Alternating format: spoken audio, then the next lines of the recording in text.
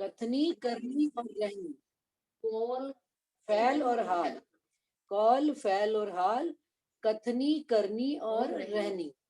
तो वो कह रहे करनी में भी, यानी कि मेरी चाल में भी यदि नींद उड़ जाए, मुझे मेरी चाल में भी मुझे ये समझ में आ जाए कि मुझे धनी आपको नजर में रखकर चाल चलनी है, तो मेरे सारे कारज सिद्ध हो जाएंगे। अभी हाल की तो बात ही नहीं है, कहनी और करनी की बात, कि कहा हम कह क्या रहे हैं, कर क्या रहे हैं। तो ये विषय विचार का है कि जो हम कह रहे हैं उसी को ही करनी में हम लाएंगे, तो कारज सब सिद्ध होगी। सारे कारज कारण जो हमारे धनी के साथ कारज है वो सारे सिद्ध होने लगेंगे। इंद्रावती जी ये बात कह रहे हैं। ये जो नींद उड़ाई कौल में, जो कदी फैल में उड़त, तो निस्बत इनकी हक सो, आवत अर्श लज्जत। जो हमने शब्दों में नींद उड़ाई हुई है, हमें समझ आ गई, हमें पहचान हो गई, केवल कहने कहने में हम कह देते हैं। और जो कदी फैल में उड़त, करनी में भी हम, जो कहनी में बात है वो करनी में भी आ जाती है। तो धनी की निस्बत से हमें परम धाम की लज्जत यही मिलनी शुरू हो जाती है, जब कहनी और करनी एक हो जाती है। मान लीजिए मैं कह रही हूँ मैं धनी के ईमान पर खड़ी हूँ, धनी ने परीक्षा लेने का जब मौका आया हम वहां से फिसल लिए, तो फिर दोनों बातें एक नहीं हुई। यदि मैंने कहा कि मुझे धनी आपकी राह पर चलना, और राह पे चलते वक्त हमने माया को प्रायोरिटी दी, तो भी हम फिसल गए। लेकिन यदि हमें ये बात कहनी और करनी दोनों में बात समझ में आ गई, तो यहीं बैठे बैठे राजी महाराज की निस्बत के जो सुख हैं वो हमको यहीं बैठे बैठे मिलने लग पड़े। प्रणाम जी सबको, प्रणाम जी। जो पाइये इत लज्जत, तो होवे सब विध, कायम सुख इन अर्श के, सब काम होवे सिद्ध। अब कहते हैं जो पाइये, जो और त्यों, मतलब ये काम करेंगे तो वो काम हो, ऐसा कहेंगे, ये कहोगे तो वो होगा, ऐसे चुपैया रही है। तो वो कह रहे हैं कि यदि हमें यहाँ लज्जत मिलनी प्रारंभ हो जाती है, तो हमारे सब भांत के परम धाम के अखंड सुखों के साथ ही सारे काम जो है हमारे यहीं बैठे बैठे सिद्ध होने लग पड़ेंगे, जब हमारी बात कौल और फैल एक हो जाएंगी। हाल तो अभी तीसरा टॉपिक, कॉल और फैल करनी पे आ जाएंगे। हाँ, कॉल कहना कहना कहना नहीं, अब हम करनी पे उतर कि नहीं, अब हम ये काम ऐसे ही करेंगे। धनी जैसा आप कहते हो, वाणी में जैसे कोई बात कही गई कि पूरी बीतक साहब में सुंदर साथ जी हम देखते हैं कि प्राणनाथ जी ने सारी जगह कोई भी निर्णय लिया सुंदर साथ से मसलहत करके ही। कहीं पर भी उन्होंने वन मैन शो नहीं किया। लेकिन अगर आज समाज में वन मैन शो चलने लग पड़े, एक की ही नेतागिरी चलने लग पड़े मंदिरों में, द्वारों में, और किस सुंदर साथ की वैल्यू ना हो, सुंदर साथ की बात सुनने की हमारे अंदर क्षमता ना हो, तो फिर वहां उस स्थान पर भाई जब हमारी बात ही नहीं सुनी जा रही, राज्य की बात, हम क्या बात कह रहे हैं पहले सुन तो लो, कोई पूछ तो लो, चलो। लेकिन यदि हम सुनने, हम सिर्फ ऑर्डरबाजी करने में यकीन रखते हैं, तो धनी कहते हैं जिन करो नसीहत। तो मैं ऐसे लोगों को नसीहत भी हमें ज्यादा करनी नहीं चाहिए, अपना धनी की राह पर चलते चलना चाहिए, और अपने आप धनी हमारे काम जैसे राज्य आगे सिद्ध कर रहे हैं आगे भी होते चले।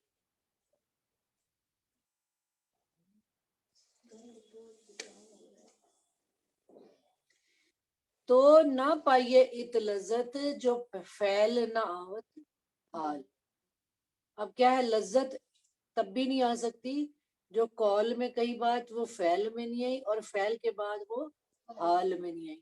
कहनी कहनी के बाद फैल में का क्या मतलब, कि हमारी करनी, और करनी के बाद हमारी रहनी। रहनी और करनी में क्या फर्क है सुंदर सा जी, वो ये है कि करनी में तो हमें, जैसे संसार में बच्चे को स्कूल भेजना होता है, तो वो कहता शुरुआत में, वो क्या कहनी कहनी कहता मैं जाऊंगा जाऊंगा जाऊंगा, लेकिन जब उसका स्कूल जाने का दिन आता है, शुरुआत होती है, तो जैसे ही समय होता है तो यार मैं नहीं जाऊंगा, मैं नहीं जाऊंगा, बच्चा वैसे कहने लगता है ना। तो उसको हमको करनी में लाने के लिए उसको प्यार से फुसला कर, कभी टॉफी का लालच देकर उसके जीवन में करनी कराई जाती है। फिर वो 3 दिन चला जाता है स्कूल, चौथे दिन फिर आलस कर जाता है, फिर एक दिन माँ छुट्टी करा देती है, फिर 5 दिन भेज देती है, फिर 6 दिन। धीरे धीरे वो कॉल, उसका जबानी जो बात है वो करनी में आने लगता है। एक वक्त ऐसा आता है 7-8 साल की उम्र में कि बच्चे को पता है, वो अपने आप 7 बजे उठ जाता है, 10 साल में मुझे स्कूल जाना है, मेरा आज स्कूल में ये काम है, मुझे करना ही करना है। और हाल का मतलब क्या होता है?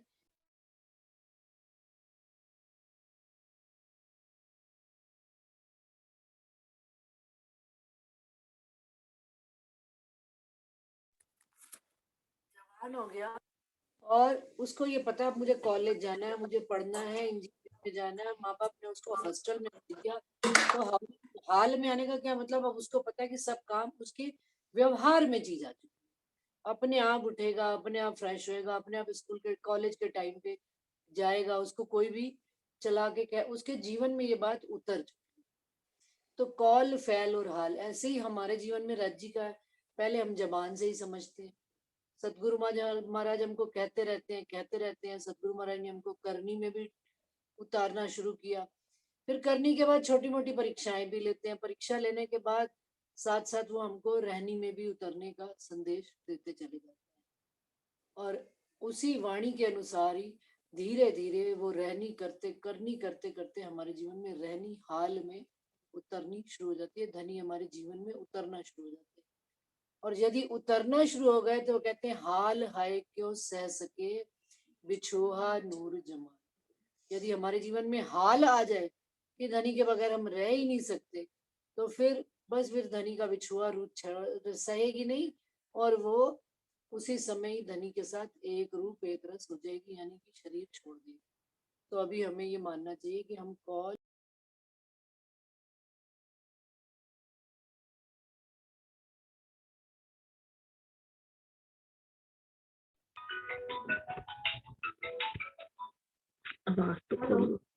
कोई बात नहीं आएगी। हेलो हेलो हाँ बड़ी आएगी दीदी बोलना। तो अब सुंदरता जी, अब इसमें किसी को इन 3 चौपाइयों में कोई बात कहनी है तो कह सकते हैं कि मैं आगे पढ़ूं।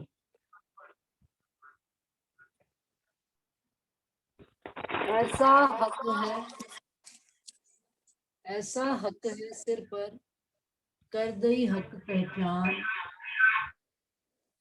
ऐसी हक की मैं जोरावर क्यों रहे दीदार बिन प्राण। राजी महाराज ने ये भी हमको निश्चित कर दिया है कि धनी हमारे सिर पर खड़े हैं, और इस बात की भी धनी ने हमको पहचान दे दी है। ऐसी हक की मैं जोरावर, धनी की मैं बड़ी कि संसार की मैं बड़ी, ये भी हमने इस मैदान में ही परीक्षण करना है। क्यों रहे दीदार बिन प्राण, कि हमें धनी की मैं आ गई तो हमारे अंदर अभी समय के अंदर केवल एक ही चीज की लगन होनी चाहिए कि मुझे धनी के दीदार करने, और उन धनी के बगैर मुझे रहना इस संसार में नहीं है। ये बात हमको केवल कॉल में समझ में आई है, फैल में अभी तक नहीं आ रही है।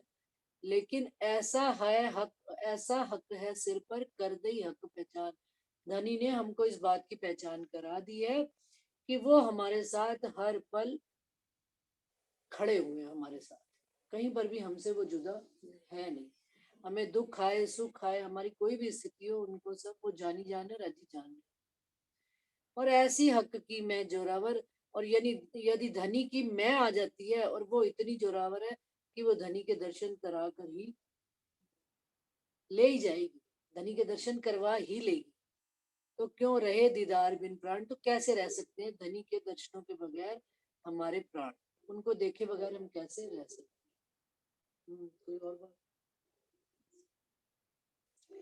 ये जो मैं खुदाई की क्यों रहे दीदार बिन, क्यों रहे सुने बिना मीठे पीयू के वचन। अब जो धनी की मैं आ गई है, उसके अंदर खाली दीदार से ही मात्र पूर्ति नहीं हो जाती है, उसके दिल में अब धनी के प्रति और तलब लगती है। तो क्या आता है कि मैं अब धनी से मीठी मीठी बात भी, यदि धनी मेरी बात सुने, मैं उनकी सुनूं और वो मेरी बात सुने। क्यों रहे सुने बिना मीठे पीयू के वचन, धनी के इन वचनों को सुने बगैर हम कैसे रह सकते हैं? एक पल जात पियु दीदार बना, बिना बड़ा जो अचरज ए जो मैं है हक की, सो क्यों कड़ी बिछुआ ले। ये इंद्रावती जी का अपना ही कॉन्फ्लिक्ट चल रहा है, और ये शायद मेरे को नहीं लगता कि ये इंद्रावती जी का कॉन्फ्लिक्ट है, ये हम सबका ही कॉन्फ्लिक्ट है। हमारे अंदर भी ये चलता रहता है हर समय बात कि धनी, यदि हकीकत में हमारे अंदर आपकी मैं खुदी आ गई है, तो आपसे एक तो बिछुआ लेकर अलग होकर मैं खड़ी हुई हूँ, आपसे जुदा होकर, प्लस मैं आपके दर्शन भी नहीं कर पा रही हूँ। फिर यदि आपकी मैं खुदी आ गई है, तो मुझे आपके दर्शन भी नहीं हो रहे और आपके वचन भी सुनाई नहीं दे रहे हैं। तो ये इसका जवाब अब आप वो खुद ही इंद्रावती जी दे रही हैं। छल में आप दिखाइया दिया अपना इलम, मैं आप पहचान न कर सकी, ना कछु चीन्हा खसम। कि आपने इस छल में, ब्रह्मांड में स्वयं को छल का स्वरूप यानी हमारे जैसे 5 तत्व का स्वरूप होकर आपने अपना दिखाया, और साथ में आपने मुझे अपना ये इलम, ये वाणी भी दी है। मैं ना तो अब आपकी पहचान कर सकी, इस वाणी से भी नहीं पहचान कर सकी, और आपके स्वरूप की पहचान नहीं कर सकी, ना कछु चीनिया कसम, और ना ही मैं धनी आपको चीन पाई। इस मेले में, इस दुनिया के मेले में धनी सबको अपने जैसा ही देखा, अपने जैसी बात करी, और यदि आप धनी आए भी मेरे सामने मेरा स्वरूप लेकर, अपना कोई 5 तत्व का रूप लेकर, तो हमें बात समझ में ही नहीं आई। धनी मेरा अर्श का, मैं तुम्हारी अर्धा, कि धनी आप तो मेरे परम धाम के खावंद हो, और मैं आपकी अंगना नार, आपका अर्धांग, यानी कि आपकी अर्धांग हूँ, आपका आधा अंग हूँ। आपसे मैं पूरी नहीं होती, मेरे से आप पूरे नहीं होते। भेष बदल सुनाए वचन, दिया दीदार बदल के अंग। अब आपने मुझे कैसे वचन सुनाए? आपने भेष ही बदल दिया। अगर आप परम धाम वाले स्वरूप में आए होते, तो हमें पहचानने में आसानी रहती। लेकिन आपने तो क्या किया, जिस रूप में मुझे भेजा था, आप भी वही रूप धरकर आ गए, और दिया दीदार बदल के अंग, अंग बदल लिया। अंग क्या बदल लिया? कि वो वहां परमधाम का नूरी स्वरूप था, यहाँ पर आपने 5 तत्व का अंग धारण कर लिया। अब आप यहाँ दीदार बदल कर देते हो, तो यहीं की बुद्धि, यहीं की सोच कि भाई धनी, हमारे सामने कोई सतगुरु स्वरूप आए भी, इंद्रावती जी कह रहे हैं देवचंद्र जी के रूप में आए, हम सबके भी जीवन में, मुझे लगता है पता नहीं क्यों इसमें कितनी मतलब गहराई तो है, क्योंकि अनुभव की बात है। इंद्रावती जी से बढ़कर तो कोई भी नहीं, क्योंकि कई सुंदर साथ कह देते हैं कि हमारे जीवन में नहीं आया कोई स्वरूप, सतगुरु का स्वरूप। लेकिन मुझे ये बात थोड़ी स्वीकार नहीं होती है, मेरी आत्मा ये बात स्वीकार कि धनी सबके सामने कोई ना कोई रूप धरकर आए ही है। चाहे वो देवचंद्र जी हो, देवचंद्र जी से इस संसार में जागनी लीला प्रारंभ हुई है। ये छठ भाई अपना चौथा दिन, 5वां दिन, तो देवचंद्र जी के रूप में वो आए, सिपाही के रूप में आए, फिर उन्होंने चितवनी करी तो ब्रज का स्वरूप दिखा, फिर और आए, तो जैसे जैसे उनकी अवस्था बढ़ती गई, गहराई से धनी उनको स्टेप बाय स्टेप दर्शन देते गए। ऐसे ही इंद्रावती जी के रूप में देखा जाए, तो इंद्रावती जी को सतगुरु देवचंद्र जी का संग मिला, मेरे ख्याल से 24 साल तक संग उनका रहा। तो उनके 24 साल के संग रहने के बावजूद वो कह रही है कि मैं आपकी पहचान नहीं कर सकी, और वजूद के ही गुणों अवगुणों में पढ़कर हम रह जाते हैं और असल चीज से दूर हो जाते हैं। वो उनका नहीं, ये हमारा भी प्रसंग है। हमें भी सतगुरु मिले हैं, हमने भी सतगुरु का संग किया है, उनके वचनों को सुना है, और कितना अमल में लाए हैं ये हम सब जानते हैं। इसको बहुत ज्यादा विस्तार करने की जरूरत नहीं है, क्योंकि हम स्वयं अपने को आईने में देखें, आईने में हम अपनी सूरत देखते हैं, जैसे ही तो हमारे मुंह पर कोई काला दाग लगा है, कुछ भी लगा है, तो स्वयं अपने हाथ से हटाते हैं। कोई सामने वाला आकर नहीं हटाएगा। सामने वाले का काम था, उसने हमें बता दिया कि तुम यहाँ ये कर रहे हो, ऐसा कर रहे हो। उन्होंने, सामने वाले कौन, यानी सतगुरु महाराज जी हमारे जीवन में आए हैं, और उन्होंने हमारा जब तक उनको लगा जरूरत, उन्होंने हमारा, और अब वही स्वरूप बदल कर हमारे अंदर दिलों में बैठ गए। तो कैसा वो बात कहते हैं इंद्रावती जी, आगे बात यही कह रही है, मैं बीच फरामोशी के तुम आए सूरत बदल, पहचान क्यों कर सकूं इन वजूद की अकल। कि मैं तो इस फरामोशी में बैठी हुई हूँ, नींद की अवस्था में बैठी हुई हूँ, और आप यहाँ पर आए मेरे बीच में कैसे सूरत बदल गई। कौन सी 5 तत्व की पहचान क्यों कर सकूं? मैं इस वजूद की अकल से, यानी इस 5 तत्व की बुद्धि से, स्वप्न की बुद्धि से मैं आपकी पहचान कैसे कर सकती थी? आपने जितना जितना आप समझाते गए उतनी उतनी बात समझ में आई। तालब तो भी तुमसे, इश्क नहीं तुम बिन, शब्द सुख भी तुमसे, तुम ही दिया दर्शन। अब इंद्रावती जी कह रहे जो भी मेरे अंदर तलब थी, इच्छा थी, वो सदगुरु देवचंद्र जी मैंने आपको ही बात कही। और इश्क नहीं तुम बिन, और इश्क भी आपके बगैर मैंने किसी को किया नहीं। शब्द सुख भी सब तुमसे, कि जो मैंने सुख लिए हैं शब्दों का भी, वो भी मैंने आप से ही लिया है और आप से ही समझा। और आपने ही मुझे, तुम ही दिया दर्शन, और अपने शब्दों के द्वारा आपने ही मुझे दर्शन दिया है। मूल स्वरूप ने कहीं आकर दर्शन नहीं दिया। धनी आप, इन्हीं सूरतों में ही हम अब यही मानते हैं ना, इन सब सूरतों में हम और आप राज्य का ही सुख, राज्य की सूरत बैठ गई है। लेकिन कैसा राज्य महाराज आपने खेल बना दिया है कि हम आपको पहचान इस वजूद की अकल से नहीं कर सकते। ए उपजावत तुम ही दिखलावत, तुम ही खेल खिलावत, तुम ही समय बदलत। ये जितनी बातें हैं ये सब कौन उपजा रहा है? आप ही उपजा रहे हो। और इतना खेल में यहाँ तक लाए हो तो ये भी आप ही दिखला रहे हो। हमारे अंदर भी बात आप ही उपजा रहे हो, और तुम ही खेल खिलावत। और मूल से खेल भी, ये जो सारी खेल की रचना हुई है या ये जो खेल बना है, सब आप ही खेल को खिला रहे हो। और तुम ही समय बदल, और समय भी धनी आप ही बदल रहे हो। कि जो पराये थे वो अपने होते जा रहे, जो अपने थे वो पराये होते जा रहे। ये समय भी तो आप ही बदल कर दिखा रहे हो। इसमें भी कोई ना कोई राज आपका ही होगा जो आप बताए चले जा रहे हो। सतगुरु देवचंद्र जी के साथ इंद्रावती जी चले थे, 313 वासनाएं जगी थी उनके साथ, और आगे चलते गए, उनको नया सुंदर साथ मिलता चला गया। ऐसा नहीं है कि उन्होंने पीछे वालों से कभी दिल में वैर रखा होगा या कुछ किया, लेकिन पीछे वाला यदि अपनी जगह पर एडम होके खड़ा हो जाए, जिद करके खड़ा हो जाए ढीठता से, तो उसका तो कोई हल ही नहीं है। बिहारी जी युद्ध में खड़े हुए, उन्होंने कहा मैं जा ही नहीं सकता जागनी करने कहीं पे, क्योंकि मेरे साथ बहानेबाजी है। तो इंद्रावती जी किसी का कब तक मुंह देखे? उन्होंने जहां जहां वो जहां तक सूरत तक प्रसंग आया, हर पुराने सुंदर साथ के घर, हर शहर में जाते थे, वहीं पर वाणी चर्चा शुरू करते थे, वहीं से बात करते थे, फिर आगे नए और जुड़ते चले जाते थे। लेकिन अगर कोई चलने को तैयार नहीं होगा तो कोई आगे वाला भी क्या करे? तो इंद्रावती जी के यही कह रहे हैं, तुम ही समय बदल, समय भी आप ही बदल।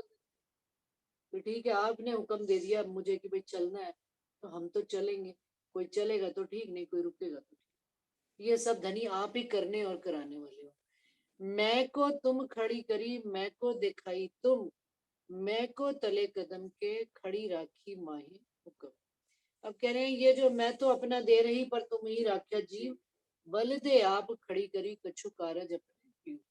कि धनी मैंने तो सब कुछ अपना समर्पण कर दिया था, मैं तो खत्म ही हो गई थी, लेकिन आप बार बार इस अपनी मैं को, अपनी मैं दे देकर मुझको खड़ा कर देते, और अपनी मैं देकर मुझे बार बार आप स्वयं को ही दिखाते हो, किसी और को नहीं दिखाते हो। मैं को दिखाई तुम, और मैं को तले कदम के, और इस अपनी मैं खुदी के साथ मुझे आप अपने चरणों में ही खड़ा हुआ मैं अपने आप को पाती हूँ। खड़ी राखी माहे हुक्म, और मैं देखती हूँ कि मैं आपके हुक्म के तले ही खड़ी हूँ, मैं आपसे कहीं पर भी जुदा होकर नहीं खड़ी हुई। दोनों ही मैं आ गई ना इसमें। दोनों ही मैं आ गई। दोनों कैसे, चलो बताओ। भाई माया की मैं भी पहले आपने खड़ी करी, फिर हमें वो भी मैं पूरी दिखाई कि हम कैसे माया में अपने आप को लेकर खड़े हो गए। फिर उस मैं को खत्म करके आपने अपनी मैं भी अब आपने ही दी, मैं को तले कदम के अब अपने चरणों में ले आए, अब अपनी मैं को भी देकर भी माँ ये भी सही खड़ी है। रखी माया का माया अब आपने अपने हुक्म, पहले मुझे मेरी मैं दिखाई, उसकी पहचान कराई कि देख भाई तेरी मैं क्या थी और मेरी मैं क्या है। इसका ये अर्थ है कि जब हम अपनी बात की जिद करते हैं तो उसमें मेरी मैं खुद है।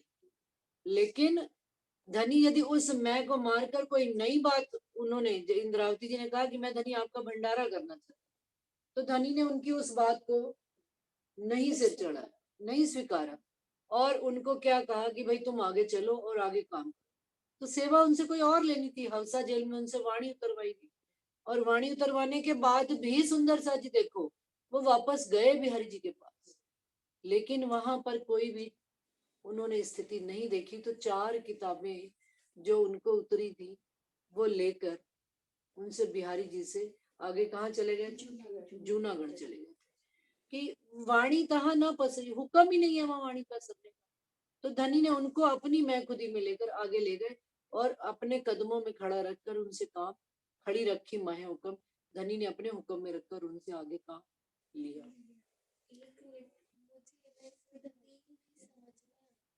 क्या शुरू से प्रकरण को देखा जाए तो एक जीव की मैं तो है, फिर ये इश्क रबत की मैं है। जो जीव की मैं तो तब तक रहती है जब तक आत्मा जागृत नहीं होती। फिर इश्क की रबत की मैं ये पूरे प्रकरण में चली, क्योंकि वो रूह अल्लाह से अंगना की मैं खड़ी हो जाती।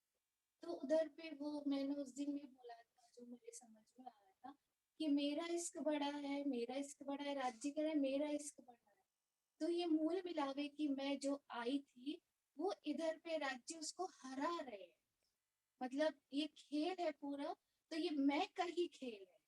इश्क का जो खेल है वो मैं का ही खेल है। तो ये इधर पे प्रूफ हो रहा है कि देखो तुम जीव से निकलो तो अंगना बन जाते हो, अंगना से पकड़ ले तो फिर मेरा वजूद आता है। मतलब मेरी मैं आती है, वो इश्क से ही आती है।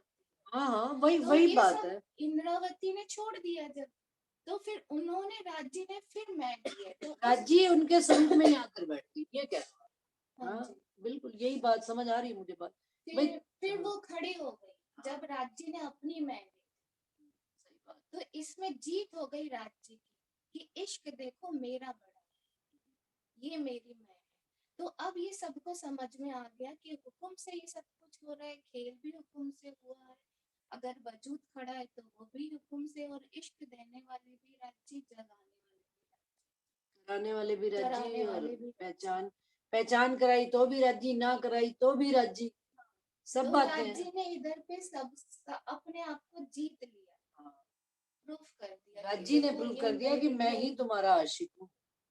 मैं यही इस प्रकरण में इंद्रावती समझा रही है कि ये मैं क्या, हाँ, असलियत में मैं कौन। मैं कौन? उस दिन में तुम पूछ रहे थे ना कि साधु अल्लाह ने तो मांगा है,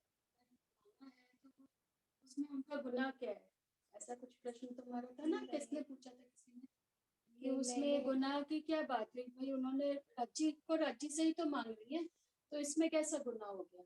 हाँ ऐसा कोई प्रश्न चल रहा था ना उस दिन। हाँ हाँ, तो ये उसके इसी में चुप ही आई थी बाद मैंने में जवाब ये समझ में आ रहा था कि रूह अल्लाह करी बंदगी तिन में उनकी मैं, तो ये तो दीदी ने क्लियर करी थी। हाँ, ये यही बात पे ये बात आ रही है। यही बात मैं, हाँ।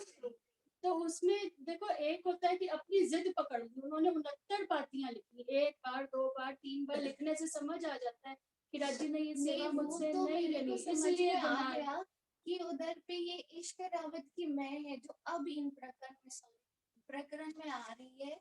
तो जब उधर पे रूह अल्लाह को याद आया कि मैंने एक तो वादा किया था, हर सखी ने वादा किया था, तो उन्होंने सोचा कि मैं जागनी करूंगी तो मेरी मैं बड़ी हो जाएगी, ये रूह अल्लाह की मैं। फिर राज्य ने दिखा दिया कि नहीं ये तुम्हारी मैं नहीं है, इससे बढ़कर मैं हूँ, जब मैं हुक्म करूंगा ना तभी होगी जागृति। और वो इंद्रावती जी की उन्होंने पूरी मैं खुदी मार कर खत्म कर वो दी। इंद्रावती ने शिक्षा ले ली ना रूह अल्लाह से देख के। या कह लो हुक्म उनके ऊपर था, शिक्षा तो देखो एक कहने की बात है, हम सारी बातें नहीं, जान समझ कर हम किसके कदमों में आगे के देख के कदम शिक्षा पे ही ली, फिर चल भी रहे हैं। मैं आपको देख के, आप सुंदर साथ को देख के करेंगे, हम सब एक दूसरे को देख के। तो जो काम रूह अल्लाह ने किया वो इंद्रावती क्यों करेंगी जो उनके अंदर ही बैठे हैं? हाँ एक बार जो गलती होगी वो बार बार क्यों करें? इसमें कोई छोटा बड़ा नहीं है, ये तो इश्क रबत की मैं है, जो ये वाली मैं चल रही है। भाई ये बात सारे मैं सार संसार में, में घटा दी चली। हाँ सारे तरफ ही है। और सुंदर सा जी एक ही बात जो पूरा सार रूप में बात समझ में आई है वो ये है कि भाई एक तो जीव की मैं है ना, तो वो तो राजी महाराज ने जीव की मैं को तो मार कूट के खत्म करके अंगना हमें बना दिया। अब उसके ऊपर जब अंगना जागृत हो गई तो अब अंगना की मैं खुद ही खड़ी हो गई कि धनी मेरे से ये काम। लेकिन धनी जो जो रूह अल्लाह के अंदर आई कि रूह अल्लाह कह रहे हैं कि भाई मेरे से आप जागनी कराओ। उन्होंने 69 पातियां लिखी, ये अंगना की मैं खुद। लेकिन अब इंद्रावती जी के साथ क्या हुआ, इंद्रावती जी की तो अंगना भाव को भी राजी महाराज ने इतना वही मैं खुद ही उनके अंदर यही आई ना कि मैं भंडारा करूं, क्योंकि भी तो आत्मा का ही ये मैं खुद यही ना कि राजी मैं भंडारा करूं। जीव की मैं हाँ, नहीं जीव की मैं कह लो आत्मा यहाँ पर तो अब, लेकिन भंडारा तो आत्मा ही करना चाहती है ना अपने शत्रु का, जीव तो उसके लिए व्यवस्था कर रहा है सर। लेकिन धनी ने दोनों की मैं खुद ही को नहीं रखा, चाहे वो देवचंद्र जी की हो आत्मा की और चाहे इंद्रावती जी की आत्मा की। प्रश्न बात समझने की ये है कि दोनों स्थितियों में आत्मा की मैखुदी भी कोई मायने नहीं रखती। धनी की मैखुदी ही जब आएगी, धनी का हुक्म ही आएगा, तब ही कोई काम होगा किसी रूह के मन। वो रूहें हम चाहे सारी जिंदगी लगी रहे कि हमसे ये काम हो जाए, हमसे ये काम हो जाए, नहीं होगा। और धनी का किसी एक रूप पर हुक्म आ जाएगा तो वो काम हो जाएगा। ये इस प्रकरण में बात ये समझ, और ये बड़ी गहरी बात है बिल्कुल। ये मैं इस बात से राखी की सहमत हूँ कि 3 मैखुदियां हैं, एक जीव की मैखुदी, एक आत्म की मैखुदी और फिर धनी की मैखुदी। धनी की मैखुदी का क्या कि हमें जो इंद्रावती जी के साथ हुआ हवसा में, उनको बिल्कुल संसार की लोक लाज मान मर्यादा, जीव की मैखुदी भी संसार की खत्म कर दी कि भाई दीवान के बैठे थे लेकिन चोर कहला के जेल में बंद कर दिया। और अंगना की मैखुदी भी उन्होंने खत्म कर दी कि मैं तो भंडारा ही आपका करना चाहती थी धनी, और क्या करना। तो वो भी चीज उन्होंने हवसा में बिल्कुल खत्म कर दी। यहाँ तक कि इंद्रावती जी ने अपनी सांस पे रखकर हाथ कह दिया कि अब मेरा काम खत्म, मैं इस संसार में रहना ही नहीं चाहती। कि जब मेरे से कोई काम ही नहीं कोई कर होना चाहता, राज्य कराना ही नहीं चाहता, तो फिर राज्य ने उनको सारी चीजें समझाकर फिर खड़ा किया, अपना जोश और आवेश देकर खड़ा किया और ये वाणी उतरवाई। और वाणी उतरने के बाद अब इंद्रावती जी कहती है जो मैं जागे ही पाऊं। जागे क्या, अब मांगेंगे भी क्या, जब हम धनी की मेहर से खड़े हो जाएंगे दोबारा से, तो अब हम क्या मांगेंगे, क्या मैं संसार मांगू, राज्य से राज्य को ही तो मांगेंगे। तो फिर अब कहते हैं अब फिर कोई बात हमारी, अब जब पता ही लग गया कि अब मेरी ना जीव की मैखुदी रही ना मेरी संसार की मैखुदी, धनी हमने मांगा भी तो क्या था, आपसे आप ही को तो मांगा, लेकिन यदि ये भी नहीं है तो ठीक है। तो ये इंद्रावती जी यहाँ पर ये कह रही है मैं को तले कदम के खड़ी राखी मायूकम। अब ये बात मुझे समझ में आ गई कि धनी अब मेरे अंदर कौन है, आप ही, आप तो बच्चों, अब कोई और रहा ही ना, मेरी जीव की मैं रही ना मेरी शरीर की ना आत्म की मैं रही। मैं अंगना भाव से भी समर्पित होकर बस धनी अब जो आप करो। एक स्त्री होती है घर में, अगर पति कह देवे कि मैं 10,000 रुपए महीना कमाता हूँ तो पत्नी 10,000 में गुजर जाती। और एक बार पति की महीने में तनख्वाह नौकरी छूट जाए मान लो, और वो कहे कि भैया अब इस महीने मेरे पास ऐसा है कि इसी तरह से मैं पैसा कमा के लाया हूँ कि मेरे पास 5,000 रुपए महीना है, तो वो स्त्री क्या करे, अनपढ़ गंवार मूर्ख तो होगी लड़ेगी। लेकिन जो सियानी धनी की अपने पति की लोक लाज मान मर्यादा शर्म में, वो उस 5,000 में ही महीने भर की रोटी मैनेज करके दिखाई। तुम्हें पता है चारों तरफ से हम स्थितियां देख रहे हैं, कहीं कोई चीज है ही नहीं, हम कहा कुछ भी, तो वो उसी चीज में उसी अवस्था में कहीं पर भी लाज में कमी आने देगी नहीं, और बाहर भी धनी की लाज को बराबर बरकरार रखेगी। तो यही इंद्रावती जी कह रहे कि अब धनी हम आपकी मैखुदी में शामिल हो चुके हैं, अब धनी जैसा आप कराओगे हम वैसे। और बाकी इस बात का निर्णय भी कौन करता है, देखिए सुंदर साथ जी, क्योंकि हमेशा कोई भी हम किसी भी राह पर चलते हैं, मार्ग पर चलते हैं, तो हमारे दिल में 100 तरह के कॉन्फ्लिक्ट, लेकिन चाल चलने पर ही रिजल्ट आता है, बिना चले रिजल्ट नहीं आता। हमने एक चाल चली, क्रिया करी तो उस पर प्रतिक्रिया आई, लेकिन क्रिया पर जब प्रतिक्रिया ही नहीं होती तो आप क्या करें। तो आपको क्या है, आपको चाल चलनी पड़ेगी, आप अपनी चाल चलते रहो, धनी को नजर, फिर धनी निर्णय करने वाले हैं। धनी हमें बता भी देंगे हम गलत थे या सही। ये भी समय निर्णय करता है, हम और आप नहीं निर्णय करते। हमें कहीं किसी जगह से अलग करके रखा गया तो कोई कारण, हमें उन्होंने अपनी कबाए में रखा, हमें वो धनी अपने चरणों से दूर नहीं करना चाहते। दई में तुमको कुलजम औरों किया गरक, हम एक चरण तो पढ़ लेते दई में तुम, औरों किया गरक का क्या अर्थ? औरों को उस नील नदी में गर्क कर दिया, छड़ी खींच ली। मूसा पैगंबर ने जो नील नदी पर छड़ी लगाई हुई थी वो छड़ी खींच ली, जब उसके अपने आदमी पार कर गए तो उन्होंने छड़ी खींच ली। जैसे काल माया से योग माया में जाते वक्त धनी ने खेल तिथि करीब, काल माया तिथि करीब पर, जैसे ही सखियां आई बाकी संसार उन्होंने लेकर, बाकियों से हमें कोई मतलब नहीं, सारे माया में डूब गए, लड़ते रहो रात दिन, हमें क्या करना। हमें धनी ने वाणी से जोड़ा, वाणी से हमें अपनी चाल चलनी, धनी से हम दूर नहीं, धनी से कोई भी दूर नहीं, कोई भी हो। हम कहते हैं जो मंदिर में बैठे हैं, जो घर में बैठे, सब धनी को नजर में लेकर चल रहे हैं। हम कौन होते हैं किसी का फैसला करने वाले? लेकिन यहाँ पर जो इंद्रावती जी कह रही है, खड़ी राखी माहे हुक्म, तो मुझे ये बात समझ में आती है कि धनी मैं तो आपके हुक्म के तले ही खड़ी हूँ। तुम ही साथ जगाइया, तुम दई शरत दिखाए, तुम ही तलब करावत, तो दर्शन को हड़बड़ाए। अब सुंदर साथ को भी राजी महाराज आप ही जगा रहे हो, और तुम दई शरत दिखाए, तुमने ही वो दिन भी दिखाए। शरत का मतलब क्या? वो पल, वो घड़ी कि जब हम सुंदर साथ आगे जुड़ता चला जा रहा है। तुम ही तलब करावत, और ये तलब भी धनी आप कराते हो मेरे से, क्या कि तो दर्शन को, कि हाय मुझे आपके दर्शन, हाय मुझे आपके दर्शन नहीं, ये तलब भी आप देते हो। इसी वास्ते मेरा दिल भी हड़बड़ाता है, घबराता है, परेशान होता है, बेकरारी बनी रहती है। सुंदर सा जी मीटिंग खत्म होने वाली है, दोबारा ज्वाइन कर लीजिएगा।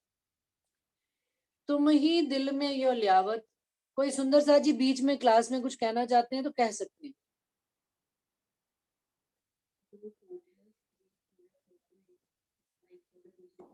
हाँ जी पूजा जी कुछ कह रहे हो आप?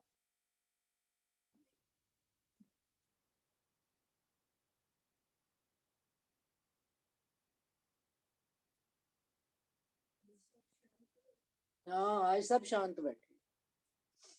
तुम ही दिल में यो लियावत, मैं देखूं हक नजर, सो पट तुम ही से खुले, तुमसे टले अंतर।